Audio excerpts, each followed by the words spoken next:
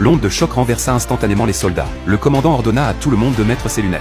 Mais avant qu'il ne puisse verrouiller la cible, le spectre invisible descendit. Les soldats furent instantanément éliminés. Ryan ordonna immédiatement la retraite. Les soldats survivants se précipitèrent vers les fenêtres, attachant frénétiquement des cordes. Au moment où le dernier soldat fixait son mousqueton, un frisson soudain le parcourut.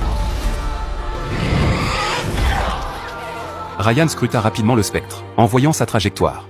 Il n'en crut pas ses yeux. Les soldats survivants s'enfuirent vers le véhicule blindé, mais à peine 2 pas plus loin, ils déclenchèrent les mines qu'ils avaient eux-mêmes posées. Le véhicule blindé fut instantanément pulvérisé. Les soldats se précipitèrent dehors, à la recherche d'un abri sûr. Ils se cachèrent dans une usine abandonnée, avec l'intention d'y attendre les secours. Mais la situation devenait de plus en plus critique.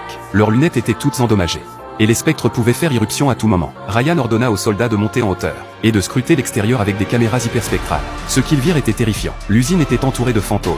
Mais étrangement, ceux-ci n'osaient pas entrer. Comme s'ils étaient bloqués par quelque chose. Ils découvrirent une substance noire sur le sol. Chaque fois qu'un fantôme la touchait, il reculait, effrayé. Un soldat tomba et fut recouvert de cette substance noire. Il gratta un peu de limaille de fer sur ses gants. Ryan comprit que la limaille de fer repoussait les spectres. Elle semblait avoir été délibérément dispersée, ce qui suggérait que des êtres vivants étaient encore présents. Les soldats se mirent immédiatement à fouiller les lieux. Ils trouvèrent effectivement 2 enfants. La fillette déclara que c'était son père qui avait dispersé la limaille. Mais celui-ci avait été assassiné. Bien que le crayon fût cassé, ils découvrirent une carte. La fillette indiqua que les spectres provenaient de cet endroit, un lieu appelé Mazarovi. Tous les secrets y étaient cachés.